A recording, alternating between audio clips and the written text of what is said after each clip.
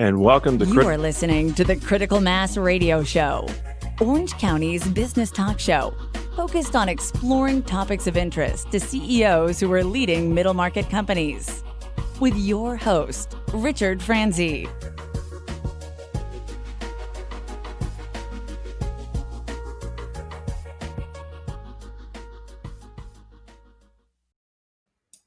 And welcome to this edition of Critical Mass Radio Show and Podcast. I am your host, Rick Franzi, and I am very excited not only to have Mark Barden on the show, we'll talk about him in just a second, but this is our first program where we're doing it as a live stream on LinkedIn. We now have the capability to LinkedIn Live, and we're using it today. And what a better way to start than with Mark Barden. He is the author of A Beautiful Constraint. You can see the book here. It is an amazing book that was introduced to me by a friend of mine who's out of Virginia. Lee Self told me about this book and all that we're going through with COVID-19 and all the perceived constraints and changes to our business that we've been asked to adapt to. When I read Mark's book, I thought, even though it came out in 2015, it is as appropriate and maybe more appropriate for business leaders of companies to read the book and understand the product of their research. So, Mark, welcome to Critical Mass Radio Show and Podcast. Thanks for having me. So, let's start at the beginning. What was the inspiration for you and your partner, your writing partner, your co-author, to do the research required to be able to write A Beautiful Constraint? Yeah, so the name of the company is Eat Big Fish, and our work is to help the little fish eat the big fish. And very often when we're in consulting engagements with the little fish, we find that inevitably they have less of something. So there's a whole bunch of constraints in their world, whether it's be lack of know-how, lack of money, lack of market muscle, etc. And so over the 20 years of running a business, we started to see situations where, in fact, the limitations, the constraints that they were dealing with turned out to be blessings in disguise, because they forced these companies to deal really productively with those constraints and figure out new ways to grow in a way that they wouldn't have come across if they'd had tons of money, tons of time, tons of know-how. And so, you know, it seemed, as we were working with our clients, to be always slightly random. And we thought, well, surely, you know, our job as a consultancy is to build repeatable process to the extent that that's possible. And right. So we thought about all the work that we'd done over the 20 years of working with challenger brands. We looked at 40 academic papers that have been written on the relationship between constraints and creativity. We did 35 interviews with people who'd been able to transform constraints and make them quote unquote beautiful. And then we did looked at 75 case studies outside of our own work. And from all of those different things, we were able to basically create a process. It's not a foolproof process by any means, but we were able to see repeatable patterns. And so we built some tools, laid down some process, and now we use that as the basis of our engagements. So the audience, this is awesome. And I'm so glad to have you on the show. Every chance I get, I share the message of the book, and I'm hoping to do that here today. And we're off to a strong start. So I believe the audience that listens to my show tend to be CEOs and business owners across North America, maybe around the world now. We've been on the air for 12 years. But it really starts, from my view, in your book, about the mindset of the leader of the organization. And I wonder if you could talk briefly, Mark, about the different types of mindsets that you observed in your research. Yeah, well, I mean, so this may ring true for lots of people, myself included, and we're all going through a COVID moment of, oh my goodness, how do we possibly rise to this occasion? So the first thing that we need to talk about as we try to figure out how to make our constraints beautiful is the mindset that we have when those constraints enter from stage left into our lives. And, you know, it's understandable for human beings to go, oh, well, now we're hosed. That happened. What am I going to do? And we call this the victim mentality, right? Which is immediately start to go down to poor me, we're just going to have to reduce our ambitions, etc. And I just, you know, that's a very human reaction. Frankly, I had it when COVID happened, and our business, which is showing up in person, doing workshop engagements, suddenly looked really like it was a difficult place to be. So acknowledge that if you get into that victim mindset, that's an understandable place to be. But very quickly you have to start raising yourself out of that. And one of the ways we do that, one of the ideas in the book is we are the stories we tell ourselves. So start telling yourself stories, either from your own personal biography or times in your own professional life, maybe the business prior to you getting there, where this has happened before and it's turned out to be the impetus for change. And to start telling yourself that story, we are the kinds of people who can raise ourselves up and deal productively, constructively with this constraint and try and find the opportunities that are lurking in it. So mindset at the very outset is really important. Yes, and you talk about the three types, and so I encourage people that as leaders of organizations. I'm a part of an organization by the name of Renaissance Executive Forums. It's a global CEO peer group learning community, and I've been sharing the concepts with the other people that do what I do, the business partners around the world, because I believe this is applicable in any market, in any country, for any size company, and it starts with the leaders' view, and I think you articulated that very well. And also, one of the major ideas that big ideas I took out of your book is the importance of the leader being able to ask propelling questions. And you talk about the design team for Audi with the 24 Hours of Le Mans, which I think is a very powerful example of how asking propelling questions can reframe the thinking of your employees. Could you share a little bit about that concept with my audience? Yeah, so the propelling question says, okay, so you have this constraint. One way to figure out how to make that constraint productive and find the beauty in that constraint is to couple it to an even bigger ambition, which sounds counterintuitive. Right. But if you just accept the victim mindset, you'll lower your ambitions. If you move to the neutralizer mindset, you will kind of accept that there might be some kludgy workaround. But if you go full-on challenger, transformer mindset, you say, how is this constraint able to couple it to a bigger ambition and lead to even in more growth for us? So the Audi story you referenced is, Audi is a prestige automobile around the world, not doing so well in the US about 10 years ago. And they recognized that in order to put themselves on the map, they needed to win a prestige auto race, the 24-hour Le Mans. But, you know, they're competing with Ferraris and Mercedes-Benz. So what are the odds that their engine is going to be any better than those guys? Not much. I mean, as much as their effort and energy as they put into engineering, they're not going to necessarily have a better engine. And so the propelling question that the head of engineering asked of Audi was, how can we win the race when our cars can go no faster than anybody else's? So big ambition, win the race at all costs, constraint when our cars are no faster. How can that be done? Turns out the answer is you come off the track less. So pit stops and the ability to take less pit stops is critical to winning Le Mans. So Audi used its diesel technology, more fuel efficient, less pit stops.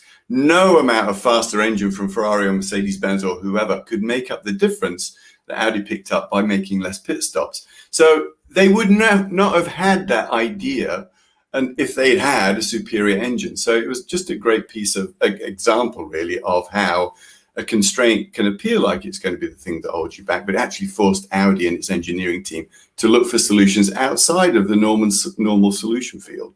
Right, because I could see how normally you'd be looking at incremental improvements in design of the car, in aerodynamics, and maybe material properties. But when you take all that off the table, then the opportunity is to think differently, you know. And sometimes that's why these fresh ideas and breakthroughs come from people who know maybe less about your industry than you do, because they ask questions that you've forgotten to ask or you don't even see anymore. So I think the propelling question is a way for a leader of an organization to inspire his or her people to think differently, because that's how we're going to win the war, by being different. And I don't mean to be aggressive with the term war. I mean battle of, you know, competition of brands, etc. So that is really a key point. Mindset, asking a propelling question, but that also leads to a culture of what I thought in your book, which you talked about, which is we can if kind of questions. And so maybe you could help the audience to understand what your research found in that area as well. Yeah, building a can if culture. So we got that from an interview that we conducted with a guy called Colin Kelly, who runs the largest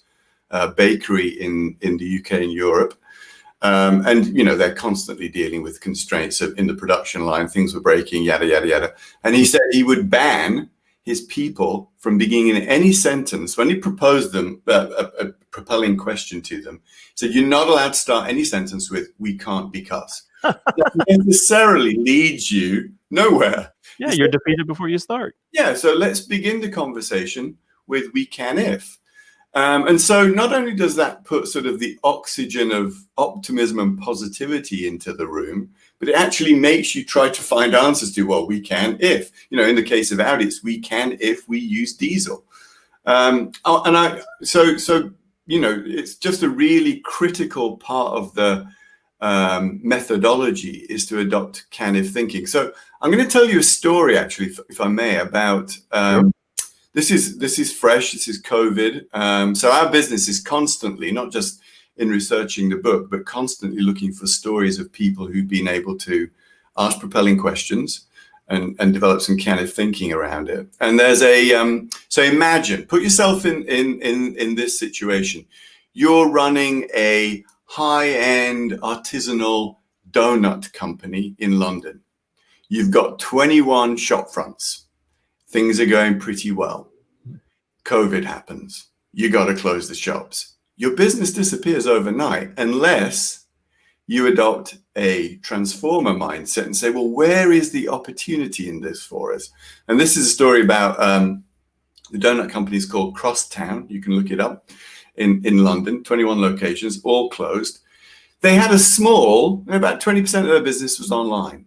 And they said, we've got to quickly pivot, right, to the can-if solution. So if the CEO is now asking a question of how can we maintain the sales from 21 stores when the stores have to be closed the whole time?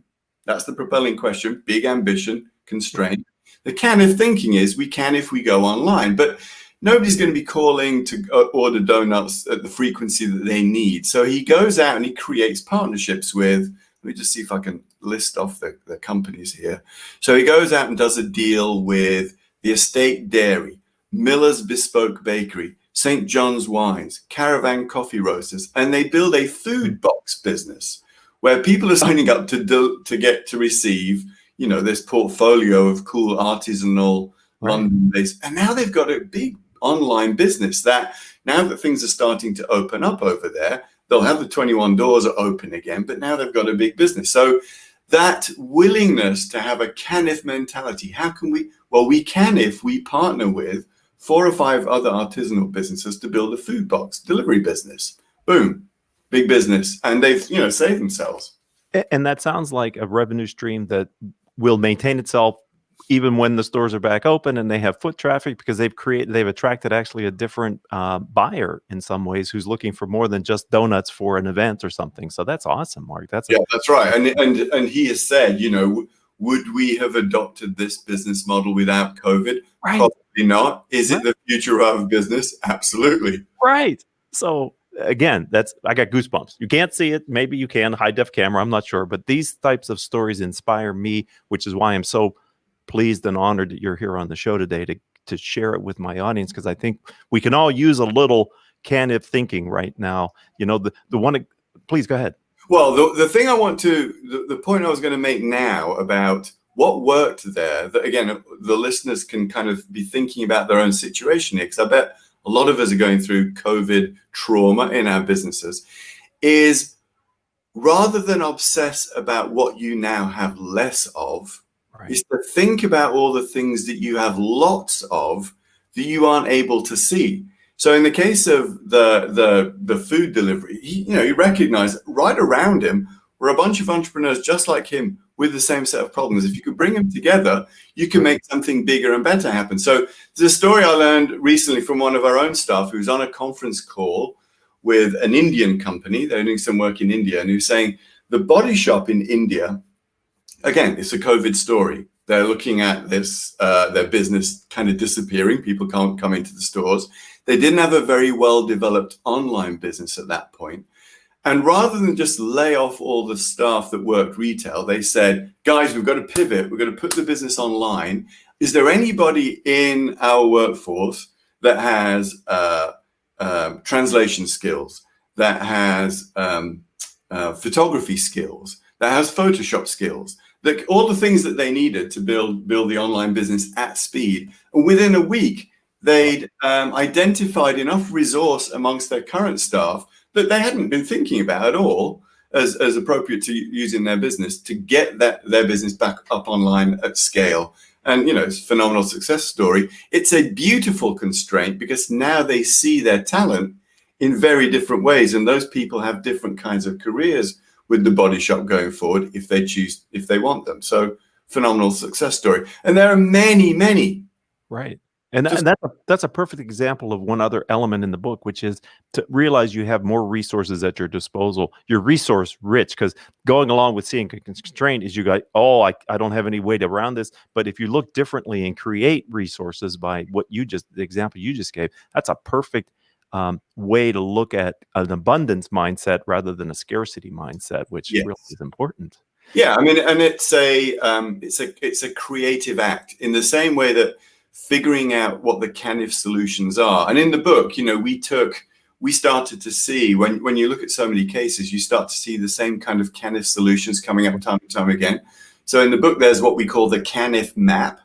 That once you've got your propelling question figured out, you put it in the middle of that CANIF map, and there's a number of prompts, essentially. We can if we think of it as. We can if we substitute X for Y. We can if we resource it in different ways. So there's a number of CANIF prompts to get you started with a CANIF conversation, which will be productive and it'll take you somewhere new for sure every time. Not all of them work out for, it's not simple. You have to keep going, persist. But another key element is mapping and figuring out you may not have something, but somebody else who's just in your peripheral vision has it. And that's a creative act. And you can sit down with your staff and say, who has what we need? Well, they do. What is it that we have that they're going to want?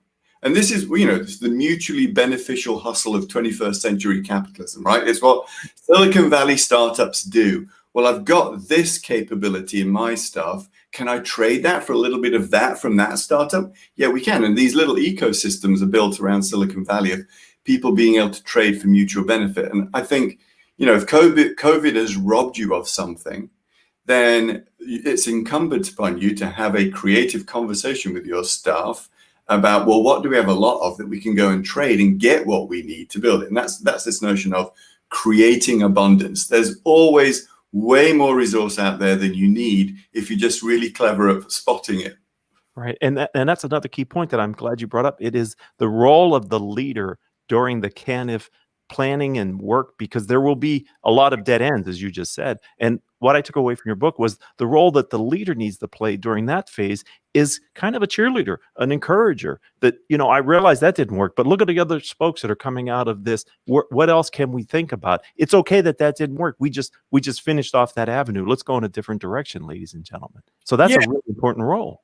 Yeah, absolutely. And I think that's a key idea in the book is what does the beautiful constraint methodology require of leaders?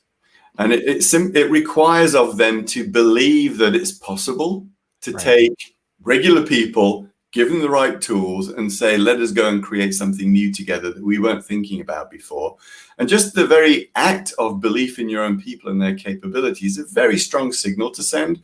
And it elevates the conversation right away, because people are like, okay, well, I didn't think that was possible. I don't think this is possible. But, a key trick here is, this is one of the best parts of the work that we get to do now, is beginning by saying to people, okay, look, we all know that if life gives you lemons, make lemonade. That's essentially what the book is about. It's a recipe for lemonade making. So go back through your own story personally and tell me a story about how something really bad happened to you and it turned out to be a blessing in disguise.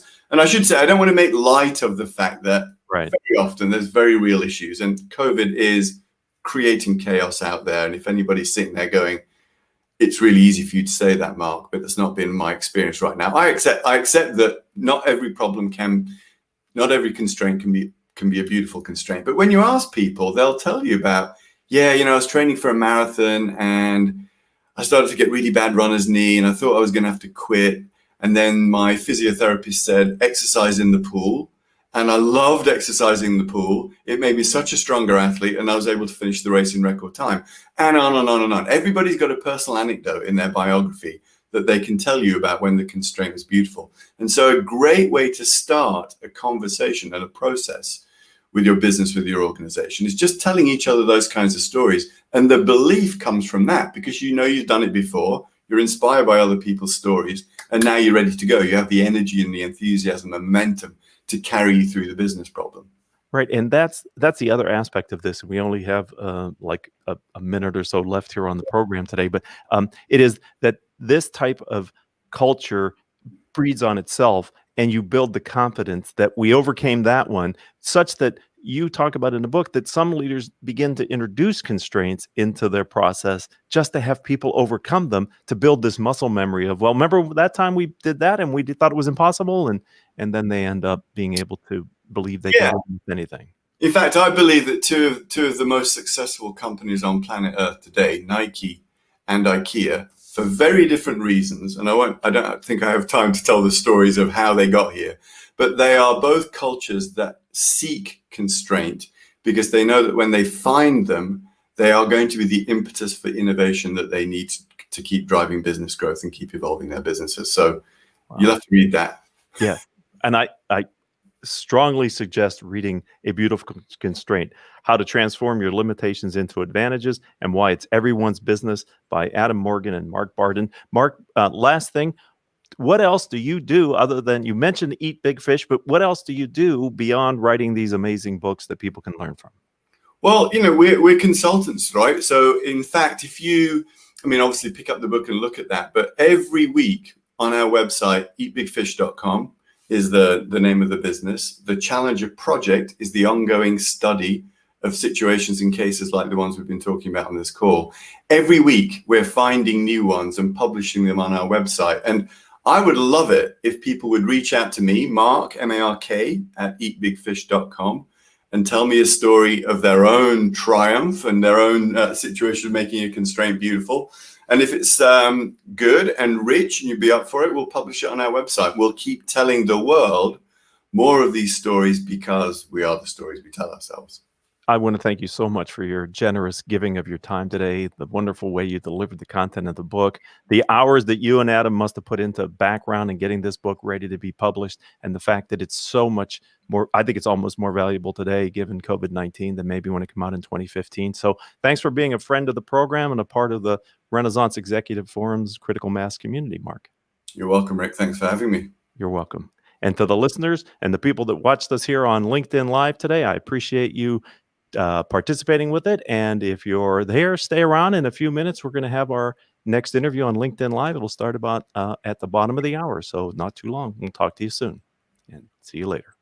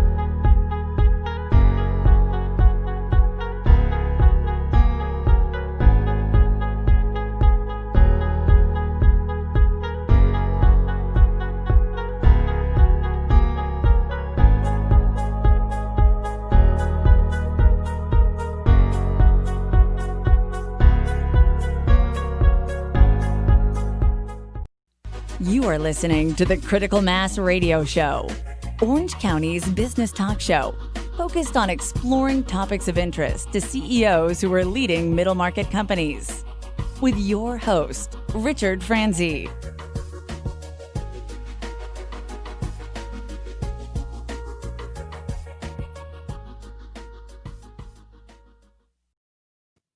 Welcome to Critical Mass Radio Show and Podcast. This is our second episode ever on LinkedIn using the technology LinkedIn Live. Months ago, I applied to LinkedIn to be able to do the live streams through my profile.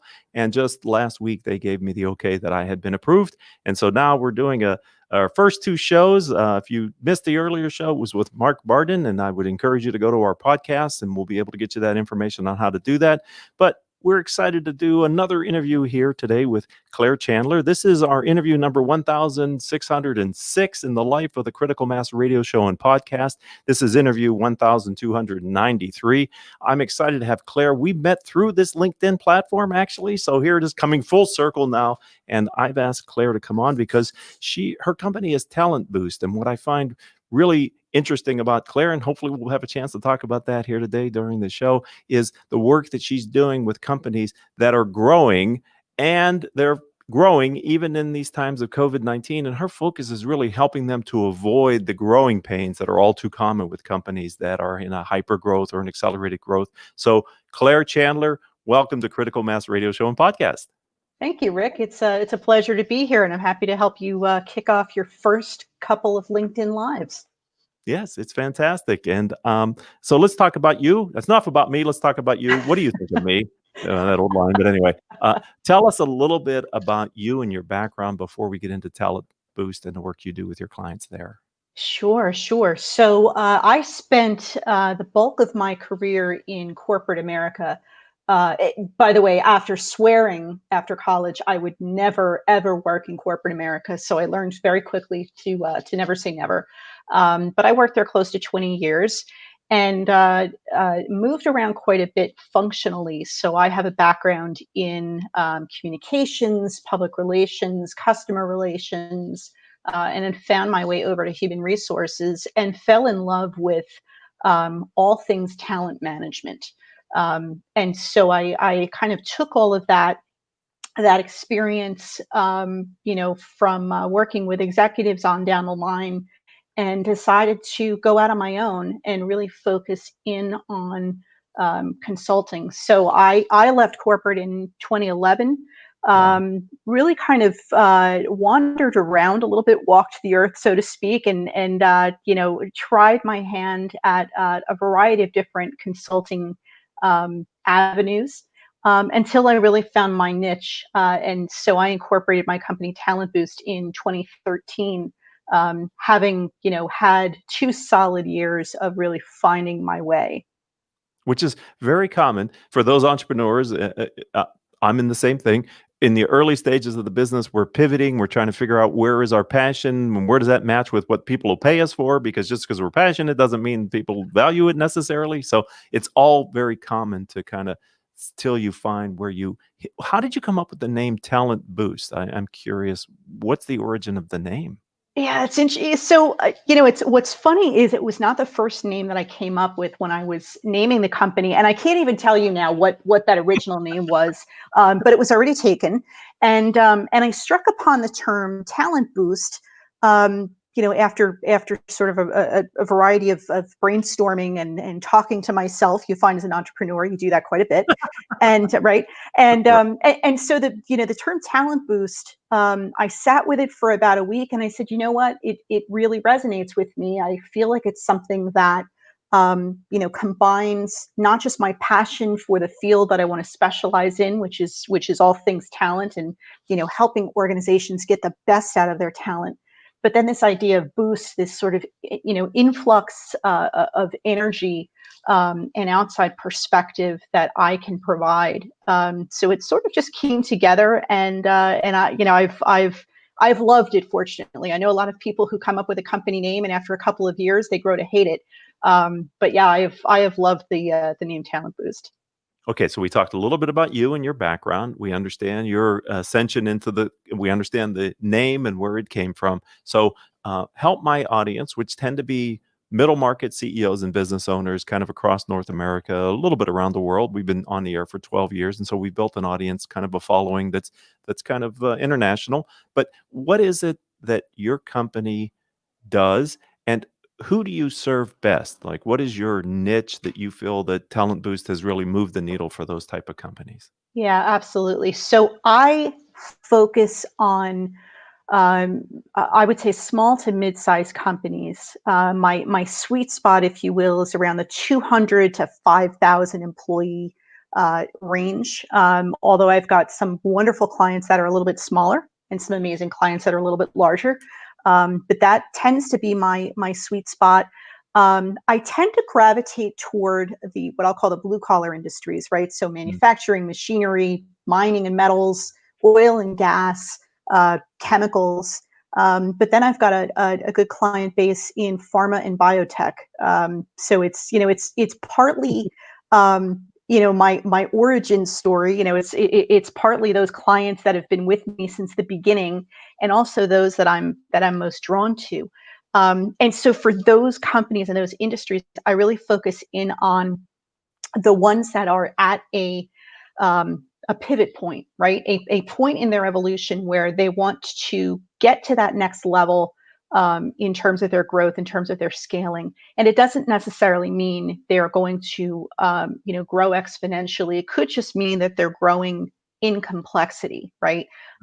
So, for an example, a company that is in one location and wants to expand into some other states, or wants to bolt on, an additional sort of service or product line, a family-run business that really needs to sort of expand its leadership team beyond just relatives around the dining room table and figure out how to, mature the way that they make leadership decisions.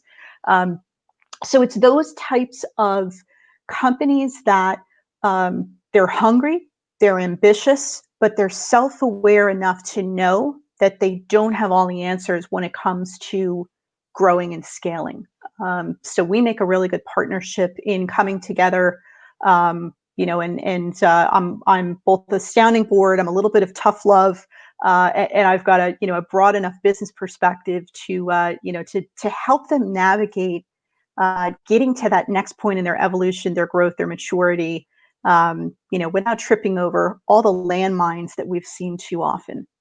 So you're on the East Coast of the United States? I am. Do you tend to have your customer base geographically local to where you are, or do you service a wider area?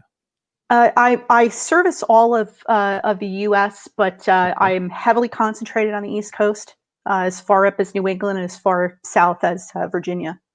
Okay. And do you work with companies when they make acquisitions? Because you talked about bringing complexity into business. In my experience coaching and working with CEOs, anytime they buy a business, no matter how big that business is relative to the business that they're running currently, it adds a level of cultural complexity, if nothing else, to the way that they have to operate. Oh boy, does it. Yeah. And that I find, the statistics are quite scary about the failure rate of mergers and acquisitions. And it's not about, they don't stumble over which financial system to use, right? Or how we're going to, clock our time. The biggest stumbling blocks are cultural, as you say. And if you are the acquiring company, if you're not very, very solid on what your culture is all about, then that new group of employees, that new business model, that new company, however similar or different, is going to impact your culture and could quite possibly and quite probably dilute your culture rather than strengthen your culture. So that's a big part of what I do with clients, is to help them really identify and solidify the type of culture they want to be all about, help them strengthen that, help them sustain that, so that when they do grow, whether it's by acquisition or just levels of maturity, they can do that more effectively. So I just want to pick at what you just said a little bit more, because pick away. Because I think it's a delicate balance when you're the acquiring company, because on one hand you want to show respect, And frankly, maybe the company you're buying has some elements of their culture that you would like to have into your culture, right? You're not always the best. Sometimes you learn things from the companies that you're buying, but that is a delicate balance, I think, for the senior leadership of the acquiring company to show respect for the company that they purchased, but yet to be firm in their belief systems and to lean on their core values, even when they come in conflict with the company they just purchased. 100%. And I think where a lot of acquiring companies go astray is they do not make a very firm decision right out of the gate, whether they are going to integrate the two cultures or if they are going to remain complementary but different, right? I have seen too often that is the biggest piece where mergers or acquisitions do fail. It is around culture, but it's because they don't fully commit to one direction or the other. Are we totally going to integrate, or are they going to be an add-on company that has such a great culture and so many things going for it? Why mess with a good thing? And you can't do that half-heartedly. You can't do it halfway, right? You really have to be firm in that decision. And I have found in my experience that is really where companies, that's the first stumble they make. And it's huge because if they don't make that firm decision and commit to one direction or the other, it causes confusion, it causes culture conflict, and then it ultimately causes failure. Do you have an opinion if one way or the other is better long-term for the acquiring company, whether to keep them separate or to integrate them completely from the beginning? I do, and I'm going to give you the typical consulting answer of it depends.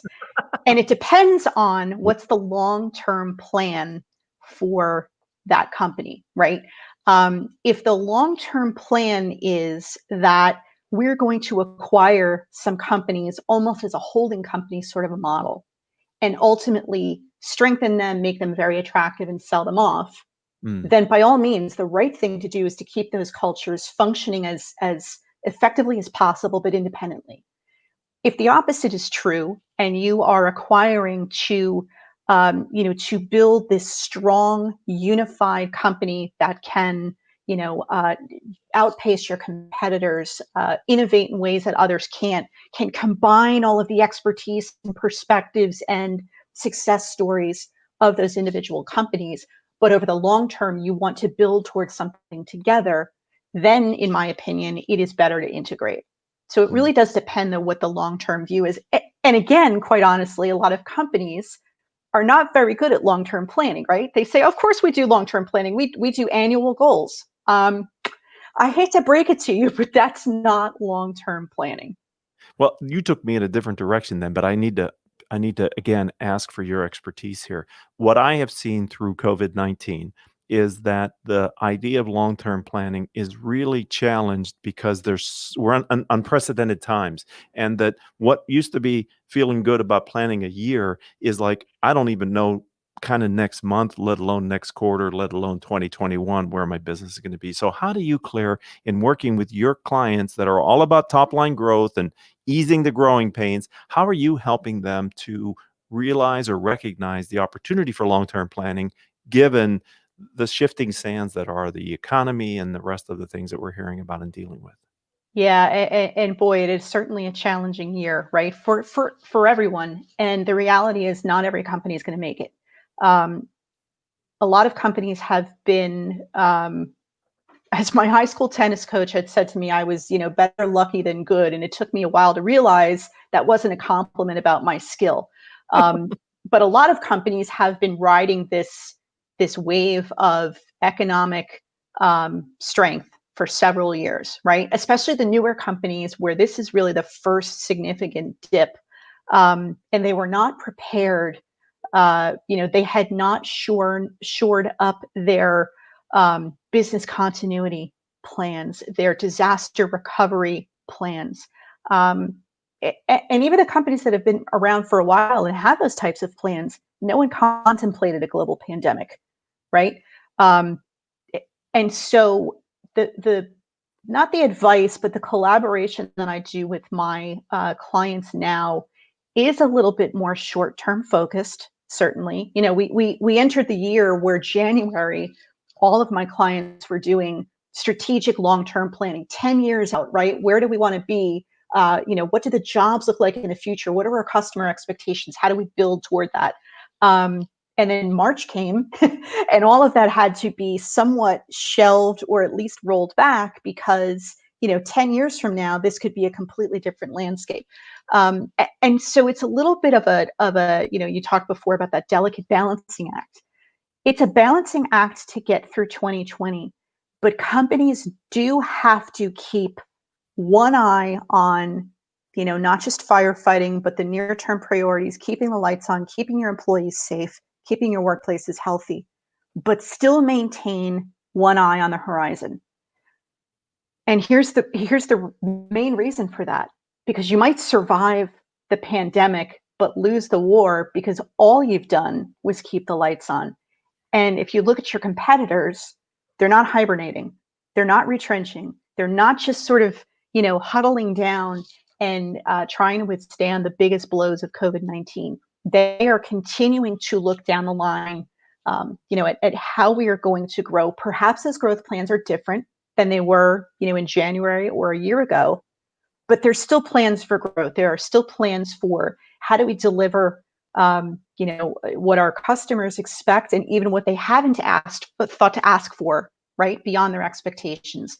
How do we get the right talent on our team and retain them and accelerate their performance? Those are things that you can't shelve until 2021 or beyond. You have to be thinking of those things now. So I only have a few minutes left, and you gave me another idea of a question that I want to ask because you're an expert in this area. We've always been talking in the Critical Mass Renaissance Executive Forums community that there's a large part of your workforce that has never seen a recession because they came out of school after and it's only been in the good times. And we were trying to mentally prepare and organizationally prepare to help those people to deal with the uncertainty that comes with a recession. Never did we expect to also deal with the global pandemic that kind of coupled with a recession. So from your experience working with your clients, again, I only have a few minutes here, but what advice are you giving them to work with their Gen Z, Gen X, the younger generation, who haven't experienced these tough times and the unprecedented nature of what we're dealing with? What are you asking your leaders to think about or to do differently to help that employee population kind of get comfortable with what the uncertainty is we're dealing with? Yeah, and it's a big leadership skill is to get comfortable in uncomfortable situations, right? And those leaders that are coming up, it's an interesting challenge, right? And it starts with I'm going to take a half a step back, but in the interest of time, I'll kind of talk fast. I talk to leaders about the other mistake that they tend to make in looking at the unemployment rate and the candidate market out there that is somewhat plentiful at the moment. Don't make the mistake of looking at that as a buyer's market. Make sure that you are strategic and look at that as a builder's market. And there's a key difference there, right? Because you don't want to just scoop up the available talent, because when things get better, especially with these younger generations coming up, they are no longer looking at, my parents' mentality was the company you start with is the company you finish with, right? And the generation before that, that's out the window. If you're not changing companies frequently, you are at least changing roles, you're changing departments, you're changing locations. And the kids today that are coming up through the ranks, are not necessarily looking for a career, right? But they are looking for a company that they can believe in and belong to and contribute to. So leaders are, it is a tough time to be a leader. 2020, but even in 2019, because you have very different generations in the workforce. We've always had multiple generations, but now they are extremely different, right? And so leaders have to, manage those different expectations, continue to engage their employees, and help them to make a deeply personal connection between what they bring to the table individually and how that helps advance the mission.